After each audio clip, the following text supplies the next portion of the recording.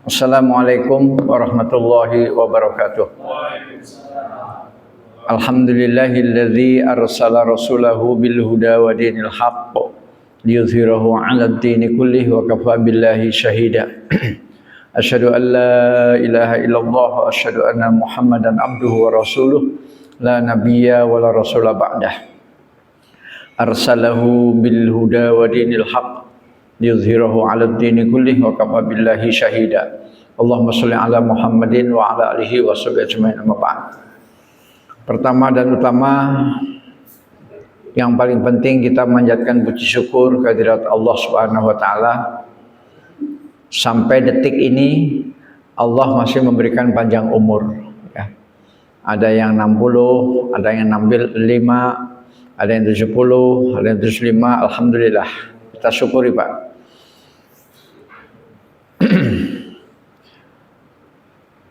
Karena dengan panjang umur ini maka kita masih diizinkan Allah untuk beramal soleh, ya. Jadi kalimat doa yang sering dipanjatkan Nabi adalah waj'alil hayata ziyadatan fi kulli khair.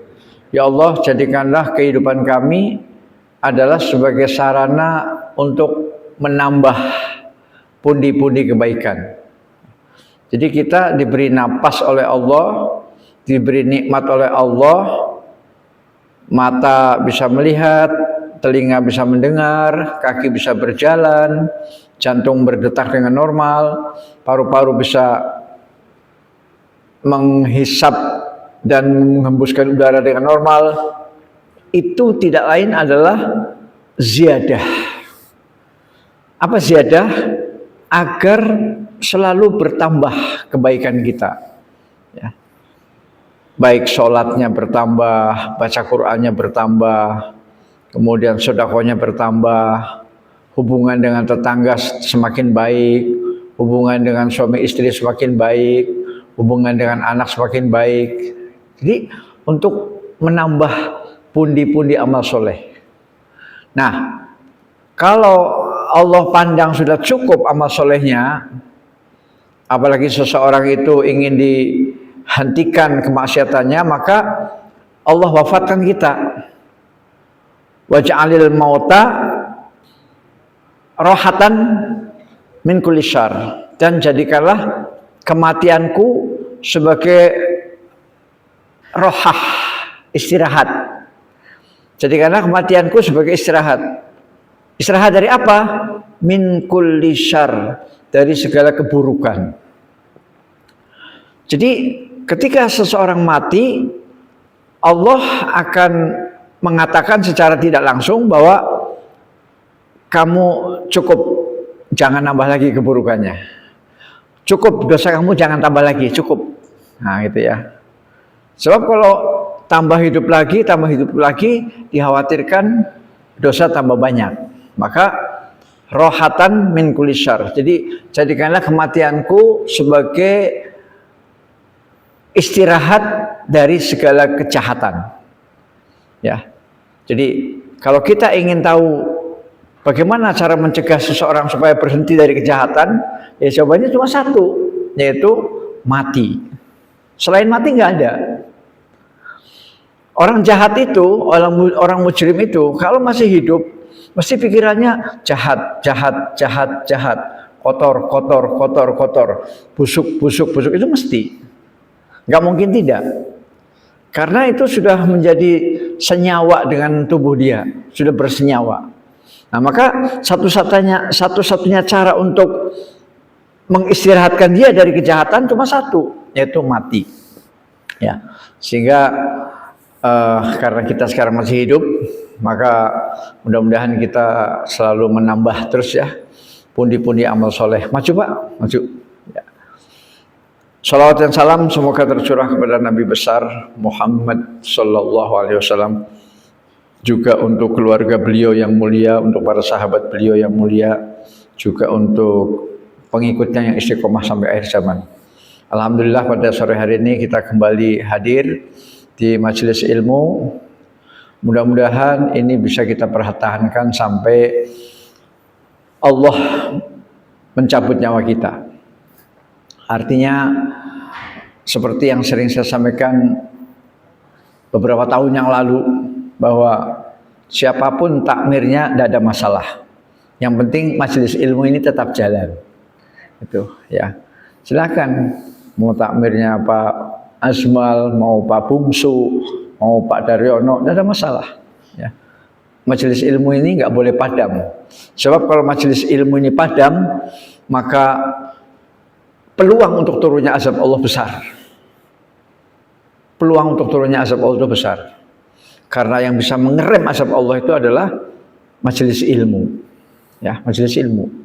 Karena dengan majelis ilmu, sebagaimana yang dikatakan oleh Nabi, barang siapa yang kumpul di salah satu dari rumah-rumah Allah, yaitu masjid, maka Allah menurunkan sakinah. Sakinah, apa sakinah? Kedamaian, ketentraman. Yang utangnya banyak, yang lagi berantem terus sama istri, datang ke masjid, datang ke majelis ilmu, insya Allah hilang semua. Ya, kita akan ketemu bagaimana solusi membayar utang, insya Allah. Ya. Mungkin ada kawan yang punya loka pekerjaan, Mas, sampean ngapain sekarang? Kosong, yuk ikut saya. Nah, ya. Dan saya lihat di sini potensi-potensi untuk merekrut tenaga kerja banyak, ya. Mulai dari Haji Kamirun sampai Haji Taufik, Pak Taufik Alamsah, itu berpotensi untuk merekrut seseorang menjadi anak buah, kemudian digaji. Ya. Baik, jadi kembali kepada keterangan tadi bahwa alhamdulillah majelis ilmu ini tetap hidup, ya. Kita berprasangka baik, yang belum hadir itu masih bekerja, ya, masih bekerja atau masih di jalan, ya, karena kalau sore kan macet, Pak, macet kalau sore, ya. Jadi kita berprasangka baik, mereka yang belum datang itu masih di kantor atau masih di perjalanan macet, ya. Mudah-mudahan mereka dijaga dan diselamatkan oleh Allah Subhanahu Wa Taala. Amin. Pada sore hari ini saya melanjutkan topik tentang akidah, yaitu sebagian arti rububiyah atau makna rububiyah. Ya. Saya berkali-kali menyatakan di dalam pengajian itu, rububiyah berasal dari kata Rob, ya. Sedangkan uluhiyah berasal dari kata ilah, ya. Kalau diterjemahkan dalam bahasa Indonesia, itu dua-duanya artinya sama, Pak. Rob artinya Tuhan, ilah juga artinya Tuhan, sama. Sama. Jadi misalnya, ya Robbi, itu artinya apa? Ya Tuhanku, ya kan? Ya Tuhanku. Ya Ilahi, artinya apa? Sama, ya Tuhanku. Nah, bedanya apa? Nah, bedanya ini Bapak-bapak harus tahu, ya. Sehingga kalimat tauhid itu bunyinya bukan la robba illallah, bukan. Tapi bunyinya la ilaha illallah, itu bunyinya. Jadi menggunakan kata-kata ilah. La ilaha, ilaha itu ilah, ya. Illallah, tidak ada ilah kecuali Allah. Tidak ada Tuhan yang berhak disembah kecuali Allah. Nah, kalau la robba illallah diterjemahkan bahasa Indonesia sama. La rob, tidak ada rob, tidak ada Tuhan, illallah kecuali Allah. Nah, kenapa yang kita gunakan itu la ilaha illallah? Karena ilah mempunyai pengertian bahwa siapa yang kamu sembah. Wahai Kamirun, yang kamu agungkan dalam hidup siapa? Wahai Azmal, yang kamu besarkan dalam hidup itu siapa? Wahai Bungsu, yang kamu agungkan, yang kamu besarkan, yang kamu sucikan dalam hidup ini siapa? Itulah pengertian ilah. Ya, sehingga ya Allah, saya mengagungkan Allah, saya membesarkan Allah, saya mensucikan Allah. Buktinya apa? Buktinya sujud. Buktinya sujud. Subhana rabbiyal a'la, subhana rabbiyal a'la. Maha suci Engkau ya Allah yang maha tinggi. Terus waktu ruku, Subhana rabbiyal azim, subhana rabbiyal azim. Maha suci Engkau ya Allah yang maha agung. Nah, jadi rukuk dan sujud itu suatu bukti bahwa kita mempertuhankan Allah. Nah, kalau orang mengaku Islam tidak rukuk dan sujud, maka tidak ada bukti, ya, tidak ada bukti bahwa dia Islam. Karena bukti bahwa dia mempertuhankan Allah adalah sholat. Sebagaimana ayat yang sudah kita hafal Pak ya, ketika Nabi Musa dipanggil Allah ke sebuah bukit Tursina, kemudian Allah menyatakan, Innani anallah la ilaha illa ana. Sesungguhnya saya adalah Allah, tidak ada Tuhan yang berhak disembah kecuali saya, kata Allah kepada Nabi Musa. Fa'budni, maka beribadahlah kepada saya. Wa aqimis sholata li dzikri, dan dirikanlah sholat untuk selalu mengingat aku. Itu ayat yang sudah terkenal Pak ya, sering dibaca oleh Pak Takmir juga, takmir lama. Nah, jadi kembali ke sini bahwa kita alhamdulillah masih bisa menghidupkan taklim-taklim. Pelajaran berikutnya pada hari ini adalah tentang yang terakhir kemarin sebelum bulan Ramadan Pak, kita sudah membahas yang maha pencipta dan maha pemberi rezeki. Jadi Allah itu adalah maha mencipta dan maha memberi rezeki. Jadi semuanya itu adalah ciptaan Allah, ya, semuanya termasuk Pajero, termasuk Alphard, itu ciptaan Allah. Kenapa? Karena Alphard, Pajero diciptakan oleh orang Jepang, ya kan? Nah, Jepang diciptakan oleh Allah. Nah, jadi kan ujung-ujungnya Allah. Coba kalau orang Jepang itu tidak dikasih nyawa, coba kalau orang Jepang itu tidak dikasih roh, apakah bisa dia membuat Pajero dan Alphard? Ora iso. Nah, jadi orang Jepang itu dikasih roh, dikasih nyawa, dikasih otak cerdas oleh Allah, sehingga mobil semuanya, motor semuanya, HP semuanya adalah ciptaan Allah, ya. Termasuk alat-alat yang untuk karaoke itu juga ciptaan Allah. Baik, yang pada saat bulan Sya'ban atau sebelum masuk bulan puasa kita sudah membahas satu bab, khaliqun bila hajah, raziqun bila mu'nah. Allah itu adalah khaliq, pencipta ya Pak, maha pencipta, bila hajah, tanpa membutuhkan. Ini yang perlu diingat-ingat. Inilah bedanya dengan manusia. Kalau manusia menciptakan mic, ini mic Pak, karena manusia butuh mic. Manusia menciptakan karpet karena butuh karpet. Manusia menciptakan ini, apa namanya ini? Handling ya, karena manusia butuh. Semua yang diciptakan manusia karena butuh, ya.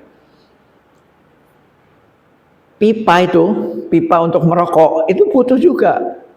Karena kalau merokok langsung takut bibirnya bersentuhan dengan tembakau, takut hitam, maka disambung dengan pipa. Ya kan? Nah, semua yang manusia ciptakan karena manusia itu butuh barang itu. Manusia menciptakan motor karena butuh motor. Manusia menciptakan mobil karena butuh mobil. Nah, Allah tidak seperti itu, Pak. Tidak seperti itu. Allah menciptakan langit, apakah Allah butuh langit? Tidak. Allah menciptakan bumi, apakah Allah butuh bumi? Tidak. Allah menciptakan oksigen, matahari, bulan, bintang, hujan, apakah Allah butuh oksigen, bulan, bintang, matahari? Tidak. Allah tidak butuh. Itulah makna dari khaliqun bila hajah.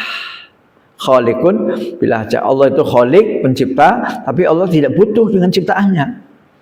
Jadi jangan dikira nanti, wah, kalau saya beribadah nanti berarti Allahnya senang, kemudian Allah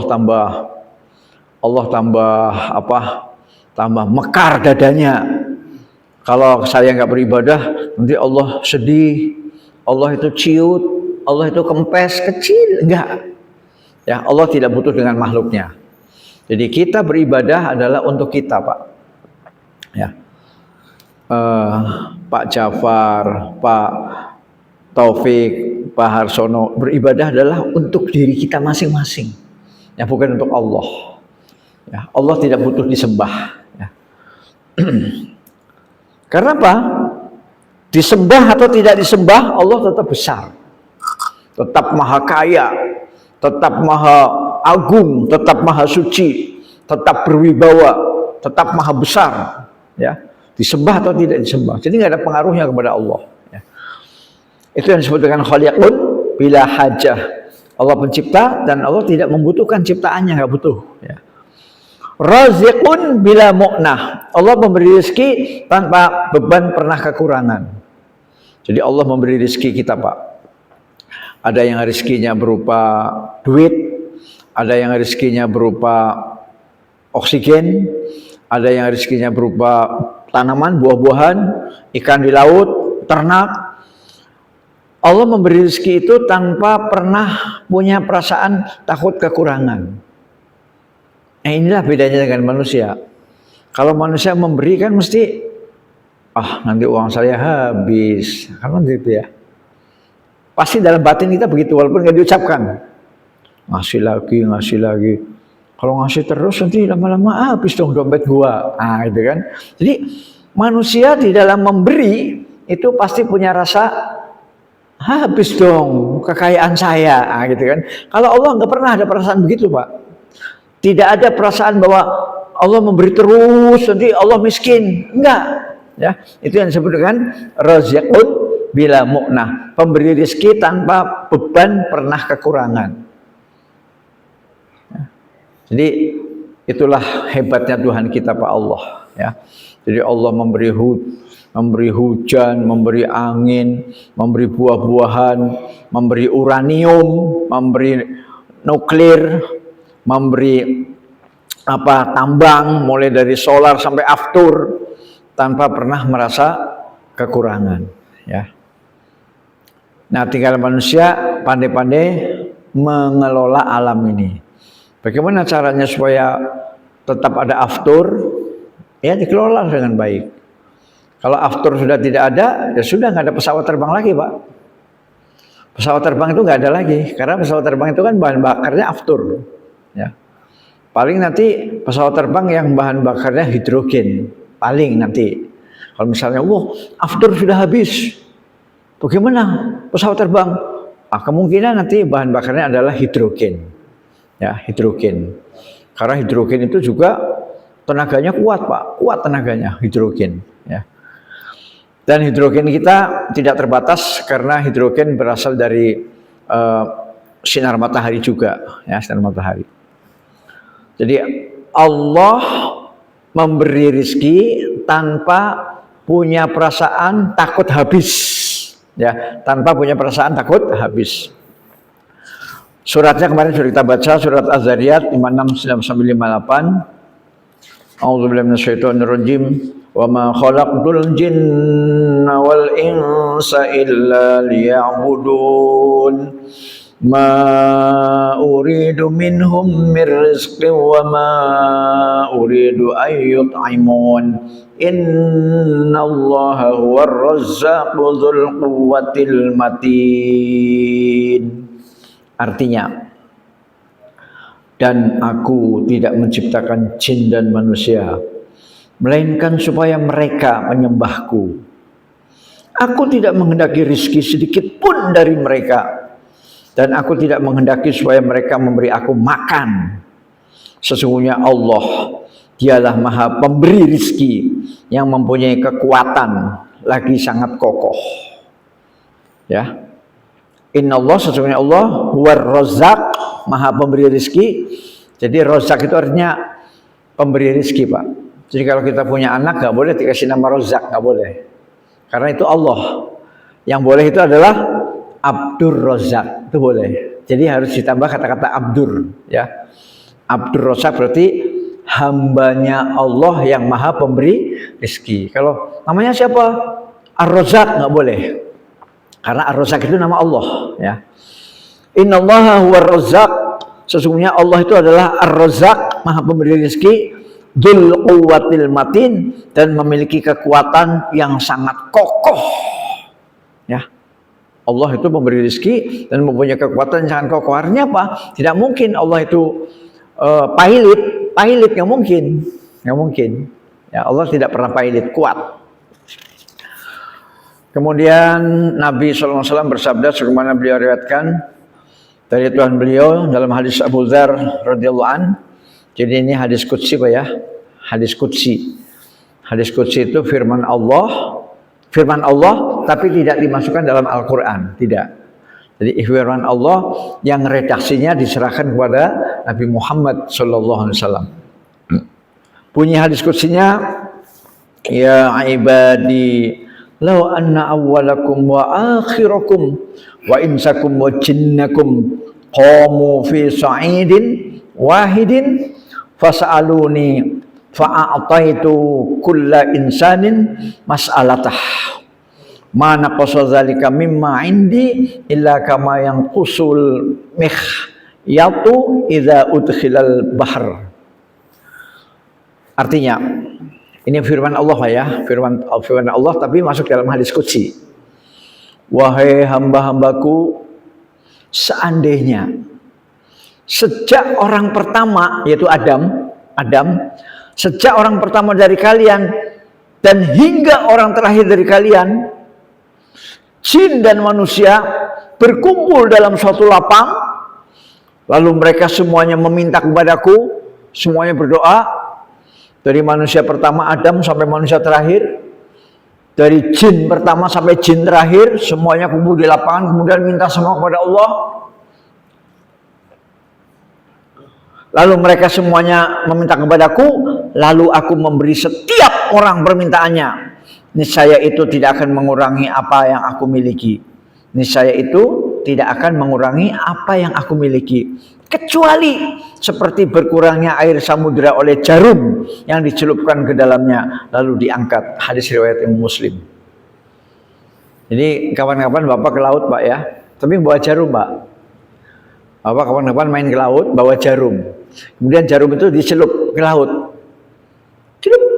Nah kemudian lihat Pak, ada nggak air yang nempel di jarum? Nah itulah perumpamaan sebegitu kecil yang Allah berikan kepada manusia, walaupun manusia bermiliar-miliar minta semua. Ya. Jadi yang Allah berikan itu diibaratkan seperti kita mencelupkan jarum dalam lautan, kemudian dilihat, ya Allah, hampir nggak ada yang nempel. Nempel sih nempel, tapi kecil banget. Ya. Nah itulah. Jadi Allah tidak pernah miskin. Oleh karena itulah kalau orang Islam punya akidah semua Pak, nggak akan takut kelaparan, nggak akan takut miskin, nggak akan takut mati, nggak akan. Yang penting kita usaha yang halal. Jadi pemulung boleh, yang nggak boleh itu jadi pemaling, nggak boleh. Kalau pemaling nggak boleh, tapi kalau pemulung boleh. Cari barang-barang yang masih berguna di tempat sampah. Mungkin ada potongan besi, mungkin ada potongan aluminium, mungkin ada potongan baja ringan, mungkin ada potongan tembaga. Yang paling mahal itu tembaga Pak. Kebetulan saya punya kawan bos rongsok Pak. Ya, saya punya kawan. Dia bos rongsok. Ternyata yang paling mahal itu tembaga. Ya. Dan tembaga itu ternyata banyak juga yang palsu. Palsu maksudnya gini Pak. Dia aslinya aluminium, cuma disepuh. Sehingga kelihatan dari luar, wih tembaga. Nah, padahal setelah dia esek-esek pakai silet, wow ini bukan tembaga ini aluminium ini, harganya di bawah. Jadi kalau tembaga paling tinggi, kemudian di bawahnya itu perak, kemudian di bawahnya lagi aluminium, di bawahnya lagi besi, ya besi itu paling bawah. Nah jadi silakan bekerja, karena Nabi juga mengibaratkan, jadi kalau ada orang Islam nggak mau bekerja hanya berdoa saja di masjid, ya Allah ya Allah ya Allah, itu keliru. Ada seorang pemuda yang pernah ditegur sama Umar bin Khattab. Pemuda, ngapain lo? Keluar, cari naik gunung, cari kayu-kayu bakar, ikat, jual di pasar. Ya, jadi disuruh bekerja. Tidak boleh hanya nunggu emas turun dari langit. Ya. Apalagi emas antam, nggak mungkin lah emas antam turun dari langit. Nah, jadi yang penting kita keluar rumah. Dan Nabi menggambarkannya bagus sekali, Pak. Nabi menggambarkannya bagus sekali. Bagaikan seekor burung yang keluar dari sangkarnya dalam keadaan lapar, burung, kemudian pulang kembali sore hari dalam keadaan kenyang. Artinya apa? Dia harus berusaha mengepakkan sayapnya. Nah, itu adalah sebuah usaha ikhtiar. Kalau burung itu diam aja di sangkarnya, ya nggak tahu dapatnya kapan. Mungkin dapat sebulan sekali, mungkin. Tapi kalau dia pagi keluar, pulang kenyang. Pagi keluar, sore pulang kenyang. Itu Nabi menggambarkannya seperti itu. Jadi orang beriman itu tawakal dengan ikhtiar itu bareng, ya. Tawakal ikhtiar. Jadi jangan tawakal saja tapi nggak ikhtiar. Ya. Nah, jadi kalau orang beriman itu paham hadis ini, ya, bahwa meskipun manusia dikumpulkan satu lapangan dari Adam alaihi salam sampai Adam terakhir, jin juga begitu, minta semua kepada Allah, maka ketika Allah sudah mengabulkan permintaannya, semua dikasih sama Allah, dikasih, maka kekayaan Allah tidak berkurang, kecuali seperti jarum yang dicelup dalam air laut. Nah, itulah pelajaran kita 2 bulan yang lalu sebelum Ramadan. Nah, sekarang kita masuk pelajaran baru. Yang menghidupkan dan yang maha mematikan. Jadi Allah Subhanahu wa taala yang maha menghidupkan dan mematikan. Waktu itu pernah terjadi dialog antara Nabi Musa dengan Fir'aun. Saya lupa itu dialog. Dialognya begini. Hei Musa, Tuhanmu siapa? Tuhan saya adalah yang mematikan dan menghidupkan. Terus kata si Fir'aun itu, oh saya juga bisa. Saya bisa menghidupkan, mematikan. Nah ini kamu ya, kamu tak biarin nih. Nah, berarti saya menghidupkan kamu, tak biarin. Saya membiarin kamu berarti saya menghidupkan kamu. Kamu tak biarin. Nah, saya mematikan gampang. Kamu tak tujah atau tak palu, otak belakangnya kamu mati. Nah, jadi kalau Tuhanmu bisa menghidupkan, mematikan, saya juga bisa kok, kata Fir'aun begitu. Nah, tapi ketika ditanya bahwa kalau kamu Fir'aun sebagai Tuhan, maka siapakah Tuhannya orang tua kamu dan mbah-mbah kamu? Kalau kamu Tuhan, maka mbahnya kamu, orang tuanya kamu itu Tuhannya siapa? Nah, kan kamu belum lahir, ya. Nah, maka dengan kalimat seperti itu dalam Al-Quran, maka Fir'aun diam. Diam itu artinya apa? Artinya menerima logika yang disampaikan oleh Nabi Musa. Bahwa Fir'aun itu bukan Tuhan. Kenapa? Kalau Fir'aun Tuhan berarti bapak kamu, mbah kamu, kakek kamu itu Tuhannya siapa? Ya, kamu baru lahir kemarin, ya. Tapi kalau ditanya tentang, oh Tuhan saya yang menghidupkan, mematikan, maka Fir'aun bisa menjawab, oh saya juga bisa menghidupkan, mematikan bisa. Kamu tak biarkan, kamu hidup. Kalau saya ingin mematikan kamu gampang, kamu tak sembelih, ya. Nah, itu. Nah, kembali ke pelajaran ini. Mumitun bila makhofah, ba'isun bila masyaqqah. Ini pelajaran ke-12, ya. Dalam akidah Thahawiyah, Allah itu siapa? Yang maha mematikan tanpa takut pada mereka. Allah adalah mumitun, yang maha mematikan. Bila makhofah, tanpa rasa takut kepada mereka, tanpa rasa takut, ya. Ba'isun, dan Allah yang membangkitkan, menghidupkan kembali. Ba'is itu ba'as, hidup kembali, bangkit. Bila masyaqqah, tanpa kesulitan. Jadi Allah menghidupkan kita, Pak, nanti kita kan nanti masuk kubur, Pak, ya. Kita masuk kubur, kemudian daging kita hancur, kulit kita hancur, tinggal tengkorak, Pak, tinggal tengkorak. Nah, nanti akan dihidupkan kembali oleh Allah, dan bagi Allah itu mudah. Jadi ba'isun bila masyaqqah. Ya. Jadi pengajian yang tadi malam itu bagus Pak, pengajian yang tadi malam di rumahnya Pak, adiknya Pak Edison, bagus. Kurang dikit aja, yaitu setelah kita di alam barzah, kita di situ dibiarkan dulu sampai terjadi kiamat. Nah itu kurangnya di situ. Jadi kita di alam barzah itu bukan langsung kepada mahsyar, tidak ya. Kita masih di alam barzah, tidurnya macam-macam. Ada yang tidurnya sebentar, ada yang tidurnya berabad-abad. Nah nanti setelah kiamat besar, kiamat kubro, matahari hancur, bulan hancur, laut meluap, gunung berterbangan, ya, langit terbelah. Setelah hancur semua, nah, baru nanti ditiup trompet kan, ditiup sangkakala, trompet. Siapa yang meniup trompet? Malaikat siapa ya? Ingat gak Pak Bungsu? Malaikat yang meniup trompet, malaikat siapa? Israfil. Nah, sebagian ulama mengatakan bahwa tiupan sangkakala itu 2 kali. Sebagian ulama ahli akidah ya. Tapi sebagian ulama yang lain mengatakan 3 kali. Itu nggak perlu diperdebatkan.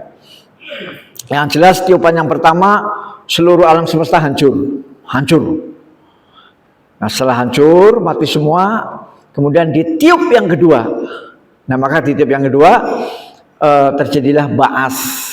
Nah itu yang semalam kelewatan sedikit tapi nggak apa-apa. Terjadi ba'as, yaitu kebangkitan. Nah setelah bangkit itulah dikumpulkan, digiring di padang mahsyar, kemudian dihisab, ya kan? Semalam kan ada kan, semalam dihisab, habis dihisab kemudian ditimbang, ya, mizan dan seterusnya.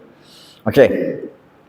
Jadi para bapak dan ibu sekalian dirahmati Allah, jadi Allah Subhanahu wa taala adalah ba'isun bila masyaqqah.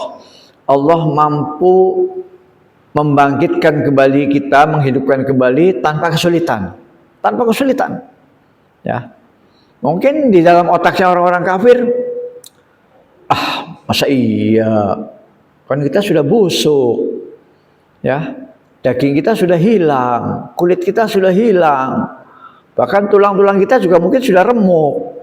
Masa hidup lagi? Nggak masuk akal. Nah, itu mungkin menurut otaknya orang-orang kafir begitu.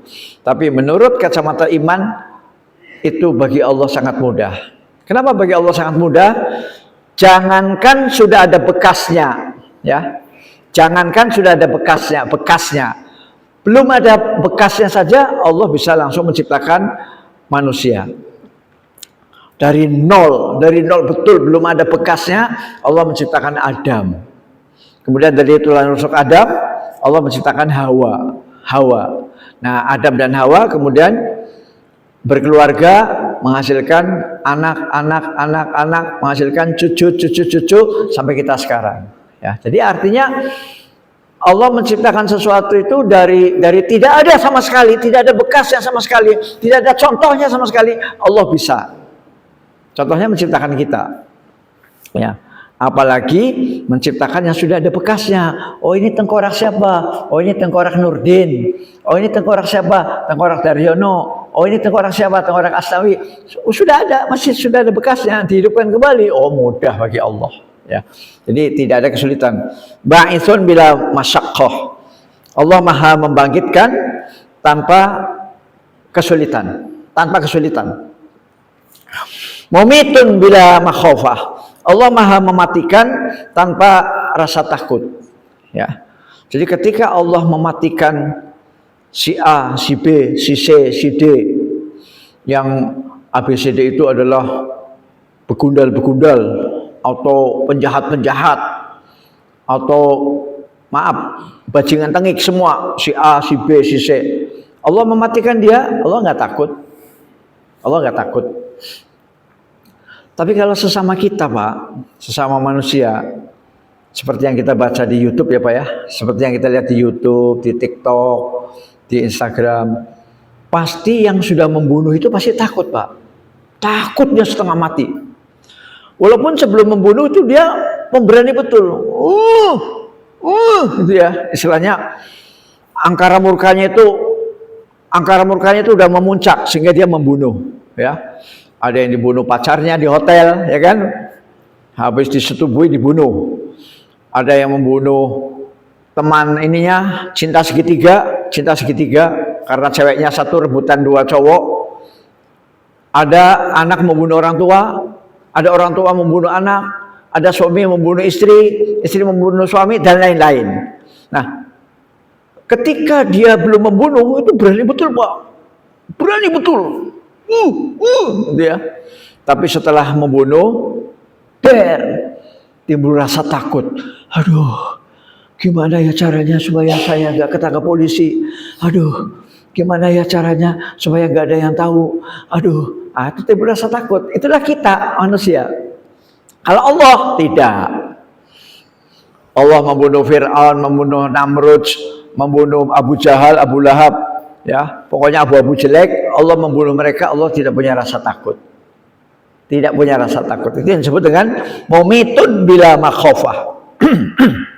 Mumitun bila makhofah. Allah maha mematikan, tapi Allah tidak takut. Kalau manusia pasti takut. Nah, buktinya apa? Buktinya dia berusaha menghilangkan jejak, ya. Bagaimana caranya? Mutilasi, ya kan? Potong-potong, kakinya dipotong, tangannya dipotong, lehernya dipotong, ya. Ada yang dicor di bawah itu septic tank dicor, ya. Ada yang dimasukin kulkas, ada yang dibuang pencar-pencar, kakinya dibuang di Sungai Cisadane, kepalanya dibuang di Citarum, kemudian perutnya dibuang di Wais Putih, dipencar-pencar. Tapi polisi pinter, ya kan? Polisi pinter akhirnya menemukan, menggabungkan, oh, sudah dipencar-pencar, kakinya di sana, tangannya di sana, kepalanya di sana. Akhirnya polisi bisa menemukan, oh, ini mutilasi. Nah, kenapa dia melakukan mutilasi? Supaya nggak ketahuan. Kenapa supaya nggak ketahuan? Takut, dia takut. Nah, itulah manusia. Ya. Jadi untuk menghilangkan jejak, satu mutilasi. Yang kedua, ada juga yang dibakar. Ada juga yang dibuang ke sungai, ya. Ada juga yang dibuang ke tengah sawah. Jadi dia naik mobil, melakukan pembunuhannya di Jawa Barat, membuangnya di Jawa Timur, begitu ya. Sambil lewat ada sungai besar, dibuang di situ, bler, aman. Nah, kan perasaannya kan aman kan, Pak?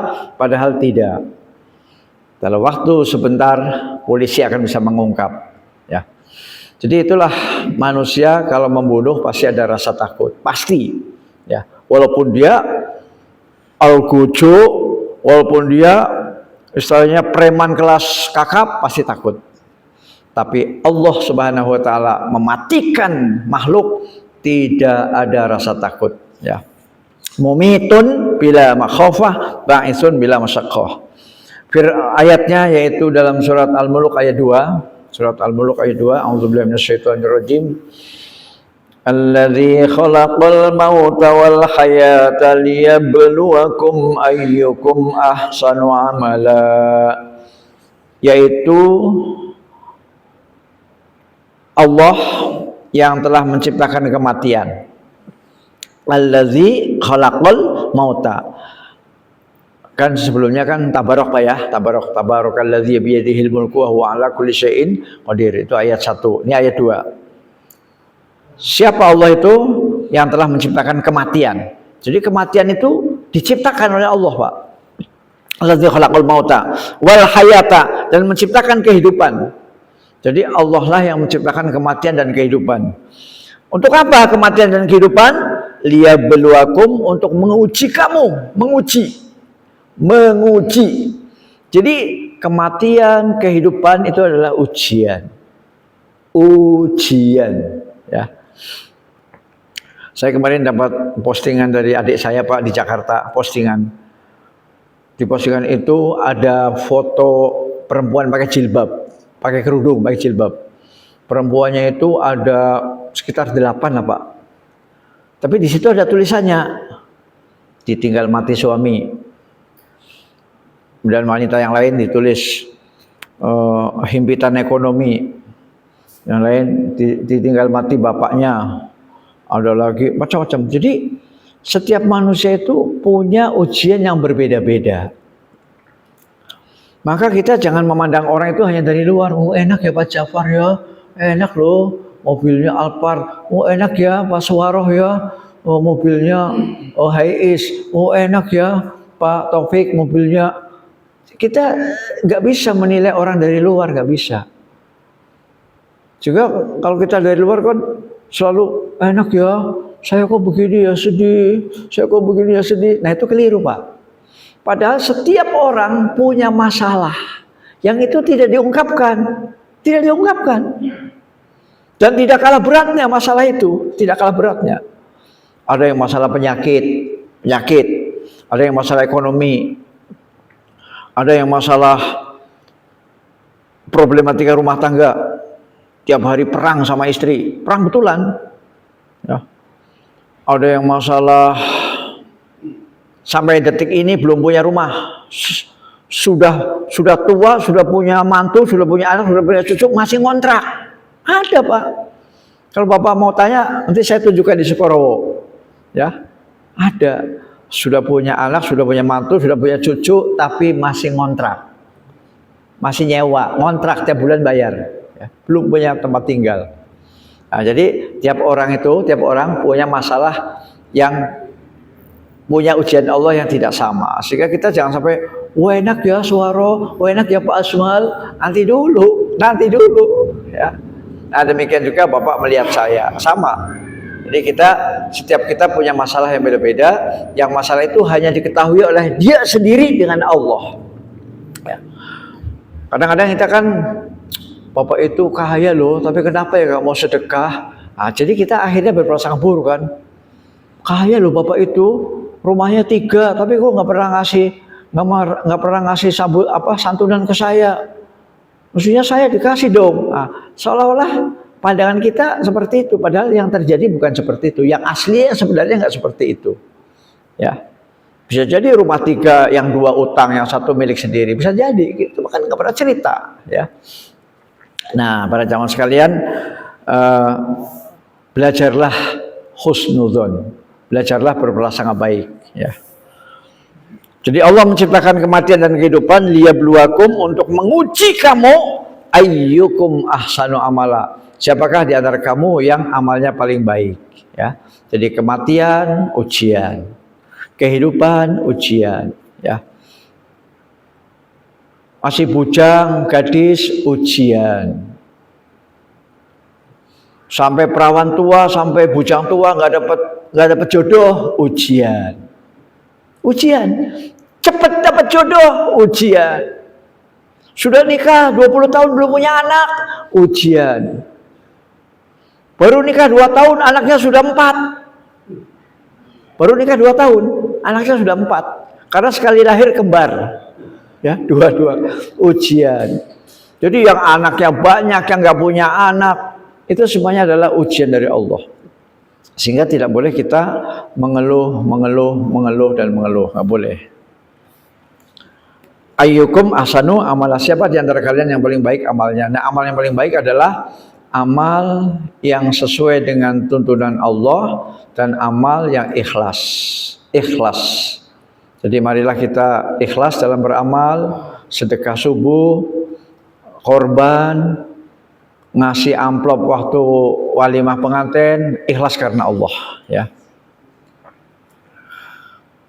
Kemudian yang hadisnya adalah ini tadi ayat Quran Pak ya, surat Al-Muluk ayat 2. Surat Al-Muluk atau Tabarok lah, kalau orang-orang di kampung saya nyebutnya surat Tabarok. Tapi sama dengan surat Muluk lah, sama. Ayat 2. Kita lihat hadisnya, hadis riwayat Bukhari Muslim. Yu'ta bil mauti yaumal qiyamati ala surati kabshin amlah fayuzbahu bainal jannati wan nar. Nabi Muhammad bersabda pada hari kiamat nanti, Pak, pada hari kiamat nanti kematian akan didatangkan dalam wujud domba putih bercampur hitam. Jadi sifat yang namanya mati, Pak, mati, ya, kematian itu nanti akan diwujudkan dalam bentuk hewan. Domba yang belang-belang, putih hitam, putih hitam. Lalu ia akan disembelih di antara surga dan neraka. Jadi ini surga, Pak, ya, ini surga, ini neraka. Nah, di tengah-tengahnya didatangkan kematian, dan kematian itu diwujudkan dalam bentuk hewan, Pak, hewan domba. Nah, kemudian dipotong. Apa artinya? Artinya di akhirat itu tidak ada lagi kematian. Di akhirat nanti, Pak, tidak ada kematian. Di surga juga kekal, di neraka juga kekal. Ya. Nah, hanya bedanya kalau orang Islam yang melakukan dosa besar dan tidak mau tobat, dia masuk neraka tapi gak kekal. Orang beriman, orang Islam, sholat gak mau, puasa gak mau, judi mau, zina mau, membunuh mau, itu dia masuk neraka tapi gak kekal. Itulah orang Islam, ya. Tapi kalau orang yang kafir, orang yang menyekutukan Allah, orang munafik, maka dia khalidina fiha abada. Dia kekal selama-lamanya dan tidak ada kematian. Tidak ada kematian. Kenapa? Kematian sudah disembelih. Jadi Nabi mengatakan bahwa nanti di hari kiamat yang namanya kematian akan diwujudkan dalam bentuk domba, kemudian dipotong di antara surga dan neraka, dipotong. Apa maksudnya? Maksudnya di hari kiamat nanti di surga maupun di neraka tidak ada lagi topik yang berjudul Inna lillahi wa inna ilaihi raji'un, telah meninggal dunia. Nggak ada lagi, Pak, nggak ada. Itu hanya ada di perodam atau di bumi, di dunia. Di dunia masih ada pengumuman Inna lillahi, diulang-ulang kan, Inna lillahi, telah meninggal Bapak X, ya, di kompleks X, blok X, nomor X, ya, akan dikebumikan besok. Malam ini jenazah masih ada di rumah sakit Advent. Nah, jadi pengumuman Inna lillahi itu hanya ada di dunia, nanti di akhirat tidak ada. Ya, tidak ada. Nah, saya kira satu poin aja, karena waktunya sudah menjelang maghrib, ada waktu 10 menit, ya. Barangkali ada yang ingin bertanya. Ini pertanyaan tingkat tinggi, Pak, pertanyaan berat, ya. Itu pertanyaan tentang ihsan, ya. Kan waktu itu Jibril datang, ya, Pak. Tapi Jibril menyerupai seorang lelaki yang rambutnya hitam, bajunya putih, kemudian para sahabat pada duduk, ya, para sahabat, kemudian laki-laki itu datang mendekati Nabi dan lututnya bertemu dengan lutut Nabi, kemudian bertanya 3 poin. Mal Islam, apa itu Islam? Kemudian Nabi menjawab. Mal iman, apa itu iman? Kemudian Nabi menjawab. Nah, pertanyaan yang ketiga, mal ihsan, pertanyaan ketiga.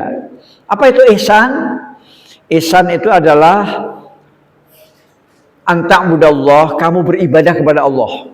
Kamu beribadah kepada Allah ka'annaka tarahu, seperti kamu sedang melihat Allah.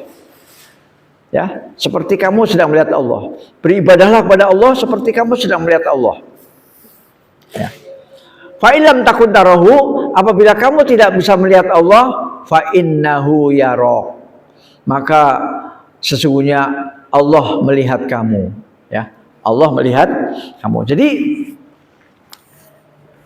ini pelajaran yang mahal, pelajaran yang baik, bahwa di dalam kita beribadah, kita seperti kita sedang melihat Allah, ya. Itu kalau kita umpamakan begini, Pak, kita umpamakan kita karyawan pabrik, ya, karyawan pabrik, entah pabrik rokok, entah pabrik ban, ya, pokoknya karyawan pabrik. Tahu-tahu ada pengumuman, bos mau datang jam 9.30. Nah, maka ketika bosnya datang, sidak, inspeksi, maka kita kan kerjanya serius, Pak. Serius. Nggak ada bercanda, nggak ada ngobrol, nggak ada bercanda ngobrol, serius. Nah, jadi ketika bos datang tuh, bos datang. Wah, dia serius. Ya. Yang masang tutup, yang masang ini, yang jahit segala macam. Pokoknya kerjanya serius. Sekarang lihat, ada bos tuh, ada bos. Ya. Jadi seperti itulah. Nah, fa'ilam takun tarahu, tetapi jika kamu tidak bisa melihat Allah, dan memang kita kan nggak bisa melihat Allah, Pak ya. Kita nggak bisa melihat Allah karena Allah adalah ghaib. Ya, alladzina yu'minuna bil ghaib. Dan apabila kamu tidak bisa melihat Allah, fa innahu yarok. Maka ketahuilah bahwa Allah melihat kamu. Ya, kamu tidak bisa melihat Allah, tapi Allah melihat kamu. Nah, disitulah yang namanya pengawasan Allah. Pengawasan Allah. Jadi pengawasan Allah adalah bahwa kita merasa diawasi oleh Allah. Kita merasa. Nah, perasaan bahwa kita sedang diawasi oleh Allah, itulah yang termasuk iman yang paling tinggi. Nah, sehingga kalau orang beriman merasa diawasi oleh Allah, jadi merasa ada CCTV Allah, CCTV, maka dia tidak mungkin akan berbuat hal-hal yang negatif karena dia sedang diawasi. Nah, bahasa Arabnya baru ketemu saya. Muraqabah, ya. Bahasa Arabnya itu muraqabah, yaitu perasaan kita sedang diawasi Allah, ya. Nah, karena kita sedang diawasi Allah, maka kita kerjanya juga hati-hati. Sama dengan kita kerja di pabrik, ada CCTV 5. Ya, 1, 2, 3, 4, 5, CCTV 5. Bisa nggak kita kerja semau gue? Nggak bisa. Nah, jadi nanti kan si bos meriksa dari jauh pakai HP kan. Oh, ini siapa ini yang kerjanya sambil ngobrol ini? Kerjanya sambil tidur-tiduran, siapa ini? Ketahuan melalui CCTV. Ya, jadi kita beribadah dalam keadaan muraqabah itu seperti kita sedang bekerja, kemudian di ruangan kerja kita itu, Pak, di ruangan kerja kita itu ada 5 CCTV atau 4 lah, ya, timur, barat, selatan, selatan. Sehingga kita nggak mungkin akan sembarangan mau begini, ada CCTV tuh, mau begini, ada CCTV tuh, nah, seperti itulah. Jadi karena memang Allah itu alladzina yu'minuna bil ghaib, tidak bisa dilihat. Ya. Nah, maka sifat-sifat Allah itu dipelajari melalui Al-Quran dan hadis, ya, yang itu semua adalah merupakan rukun iman yang pertama. Ya, rukun iman kan ada 6, Pak ya. Rukun iman ada 6. Itu kecepatan tuh azannya, ya. Rukun iman ada 6. Antuk minu billah wa malaikatihi wa kutubihi wa rusulihi wal yaumil akhir wal qadar. Jadi dengan kita beriman kepada Allah, berarti kita yakin bahwa Allah sedang mengawasi kita dimanapun kita berada, baik di gorong-gorong maupun di lubang tambang emas. Ya, saya waktu itu ada yang cerita di sini, siapa saya lupa. Yang namanya tambang emas itu, mengerikan sekali, Pak. Serem, ya. Kita sembunyi di dalam bumi, Allah mengawasi. Ya. Jadi begitu Pak jawabannya. Wabillahi taufiq wal hidayah. Assalamualaikum warahmatullahi wabarakatuh.